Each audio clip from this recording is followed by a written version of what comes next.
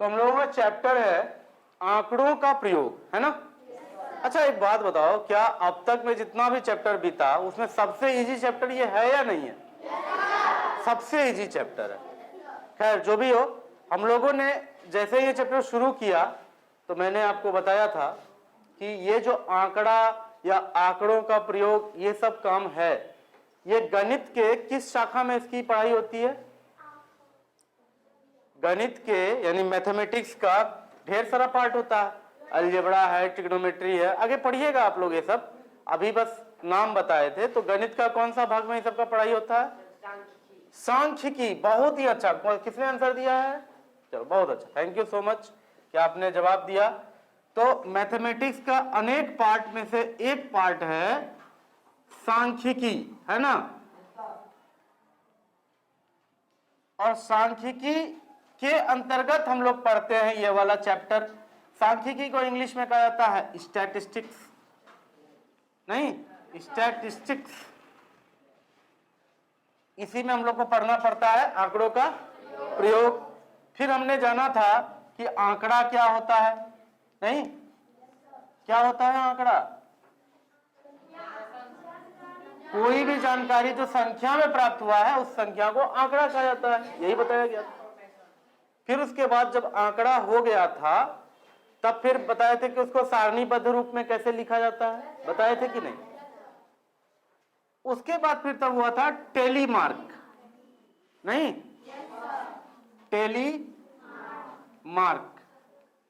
याद रखना कि टेलीमार्क को हिंदी में टेलीमार्क भी कहा जाता है और मिलान चिन्ह भी कहा जाता है। मिलान चिन्ह या चिन्ह जो भी हो, इसमें 1 2 3 4 5 इस तरह का गिनती होता है ना। फिर आपको बताए थे इसी में चित्रालेख, है ना। चित्रालेख यानी पिक्टोग्राफ। इसमें क्या होता था, तो जो भी जानकारी हमें देना होता था उस जानकारी के लिए हम लोग फोटो बनाते थे, चित्र बनाते थे सारणी के भीतर ही, है ना। अगर 4 बच्चों का जानकारी कहीं देना है कि आज विद्यालय से 4 बच्चे एब्सेंट हैं, तो 4 बच्चों का मुखड़ा बना देते थे, है ना। रोता हुआ, हंसता हुआ, जो भी हो वो मुखड़ा बना देते थे। अगर मान लो 400 बच्चे स्कूल आए हैं ये बताना होता था तो फिर उसमें भी हम लोग 4 मुखड़ा बना देते थे और नीचे लिख देते थे 1 मुखड़ा बराबर 100 बच्चा। आ रही है बात समझ में? तो बहुत ही सिंपल, मतलब मजा आ गया ये चैप्टर पढ़ करके, नहीं इस चैप्टर जितना इजी चैप्टर शायद ही कोई मिला होगा अब तक में। क्या गलत बोल रहे हैं? ये चैप्टर सबसे इजी चैप्टर है। तो इसी इजी चैप्टर में एक और इजी चीज सीखना हम लोगों को, इजी इजी सब कुछ हो जाएगा, है ना। तो क्या है वो इजी? जाड़ा का टाइम है, इजी इजी खूब चलता है।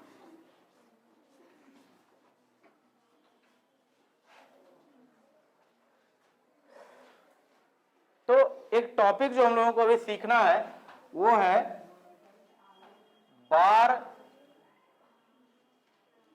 ग्राफ। बार ग्राफ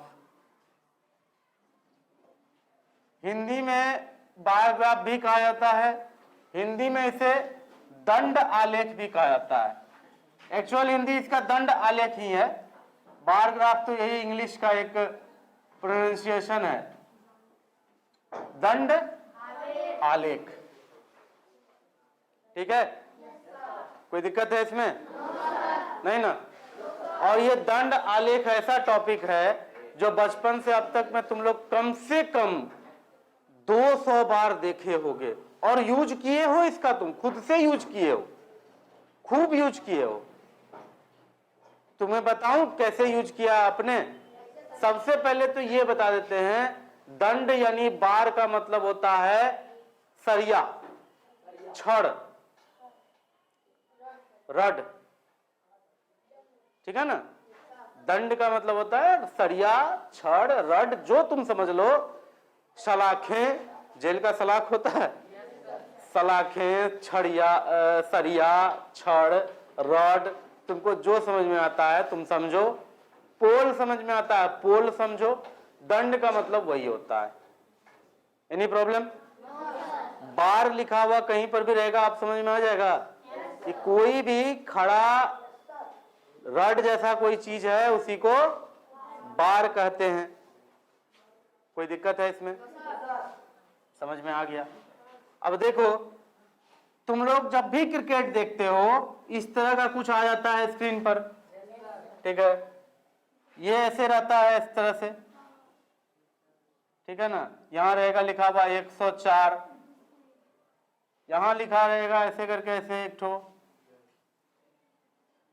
फिर उसके बाद यहां रहेगा ऐसे, फिर यहां रहेगा, फिर यहां रहेगा, फिर यहां रहेगा, यहां ऐसे करके रहेगा, और नीचे लिखा रहेगा विराट कोहली।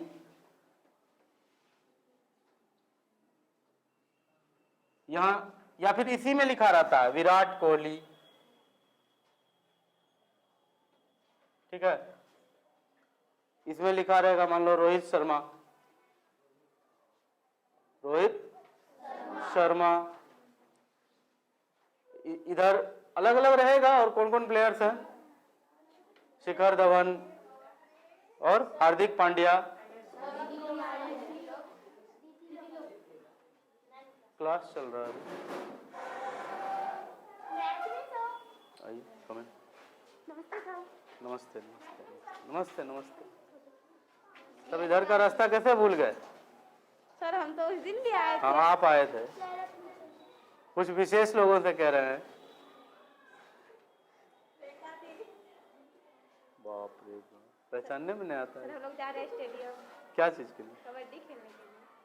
बधाई हो, बधाई हो, बधाई हो आप लोगों को, जीत के आइएगा।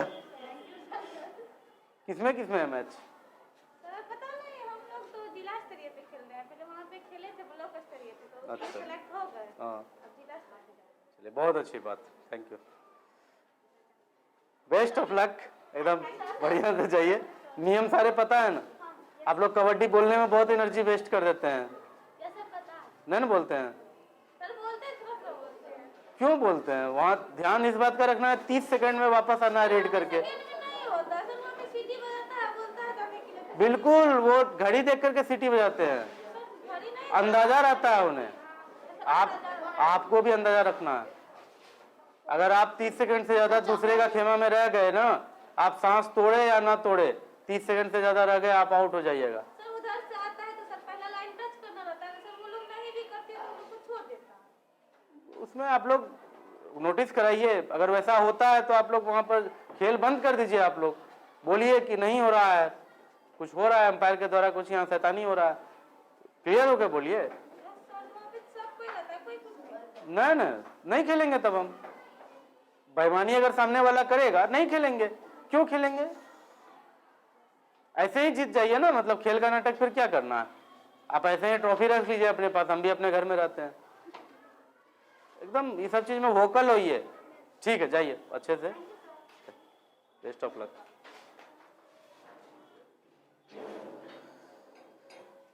ओके, बीच में कुछ बच्चियां आ गई थी, चलिए अच्छी बात है, जिला की तरफ से खेल रही हैं या जिला स्तर पर खेल रही हैं, स्कूल्स की तरफ से होंगी। जिस भी तरफ से हो आप लोग यहाँ इस तरफ हो जाइए।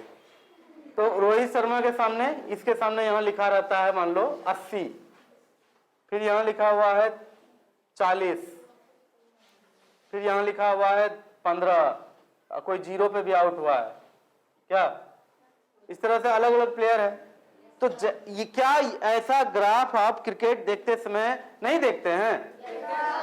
50 बार, क्या हमने कहा ना 200 बार से ज्यादा बार आपने यूज किया है, क्योंकि जैसे ही आप ये ग्राफ देखते हैं फिर आप ये खुद अंदाजा लगा लेते हैं कि कौन सबसे ज्यादा स्कोर किया है, किसने सबसे ज्यादा रन बनाया। इस ग्राफ को देख करके आप एक झटके में सोच लेते हैं, नहीं?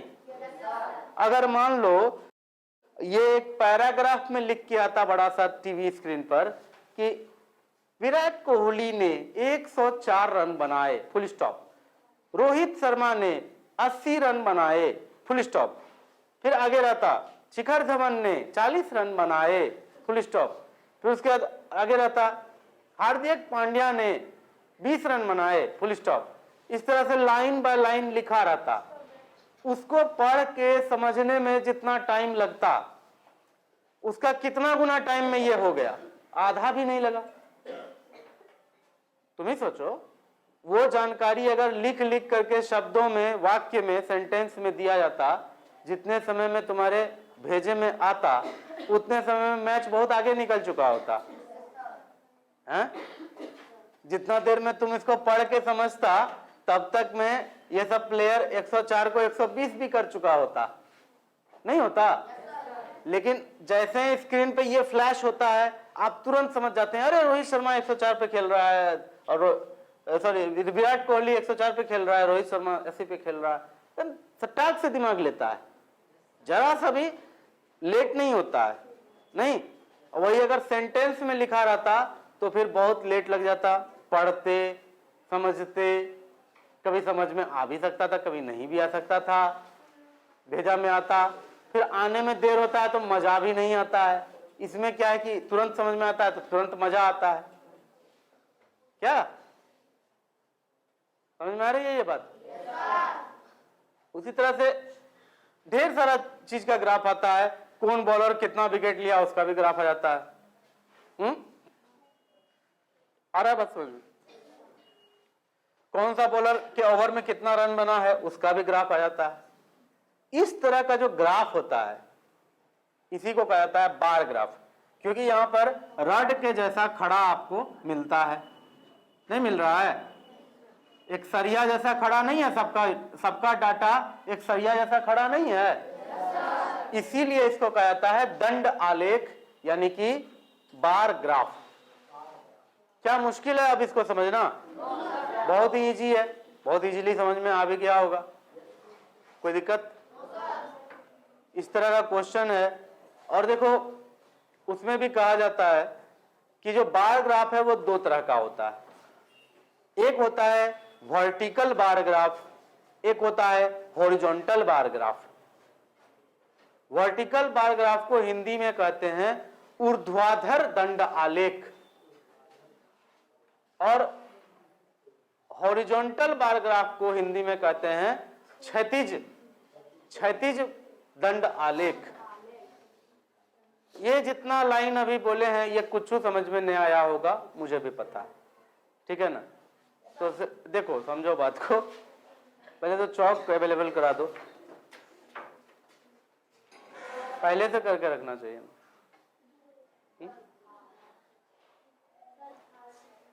था चौक, अब चौक के लिए हमको वेट करना पड़ रहा है।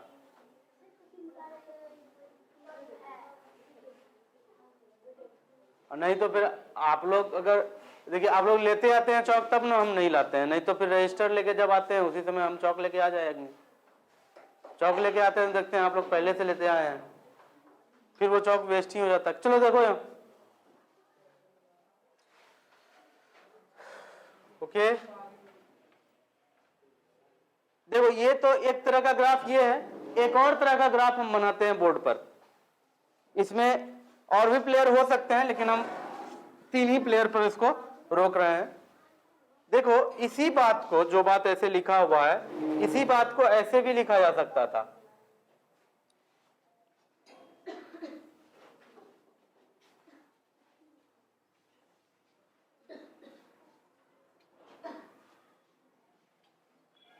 मान लेते हैं शिखर धवन का है, 3 प्लेयर का लिए हैं। सपोज कि यही 3 प्लेयर मिलकर के इंडिया का स्कोर पहुंचा दिया है, कितना पहुंचा दिया है, कितना हो जाएगा? 104 और 80 कितना हुआ? 184 और 40, 224। तो 224 का स्कोर T20 में बहुत अच्छा होता है। तो सपोज 3 ही प्लेयर खेला और तीनों ने मिलकर के इंडिया का स्कोर 224 तक पहुंचा दिया है। Any problem? ऐसा हुआ। अब देखो इसमें यहां क्या हो रहा है, यहां देखिए इसी बात को हम यहां पर लिख रहे हैं 40, 80, 104। इसमें लिख देंगे विराट कोहली, इसमें लिख देंगे क्या था, रोहित शर्मा, और इसमें लिख देंगे शेखर धवन या शेखर धवन, जो भी नाम है, इस तरह से लिख देंगे। तो क्या ऐसे लिखा रहेगा तो आपको समझ में नहीं आएगा कि ये डाटा क्या बता रहा है? तो ऐसे भी लिखा हुआ में समझ में आएगा और ऐसे भी लिखा हुआ में समझ में आएगा। डाटा एक ही है लेकिन उसको प्रस्तुत करने का तरीका दो हो गया, नहीं हो गया? दो तरीका से वो प्रस्तुत हो गया। अच्छा, अगर बोलेंगे चित्रालेख के द्वारा इसको दर्शाना है तो थोड़ा मुश्किल आएगा। चित्रालेख के द्वारा दर्शाना इसलिए मुश्किल आएगा कि 40 और 80 को तो चलो ठीक है, 40 के लिए एक तो बॉल बना दोगे, एक बॉल बना दोगे, बोलोगे 1 रन, ठीक है। या फिर पिक्चर में एक बल्ला बना दोगे, पिक्टोग्राफ की बात कर रहे हैं, एक बल्ला बना दोगे, बोलेगा एक बल्ला मतलब 40 रन, तो 2 बल्ला बनाने पर 80 रन हो जाएगा। 104 रन के लिए कौन सा कितना बल्ला बनाओगे? बल्ला तोड़ के तो नहीं बनाओगे, है ना?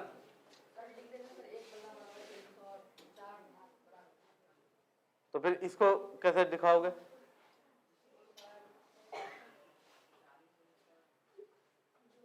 थोड़ा दिक्कत आएगा, ठीक है ना।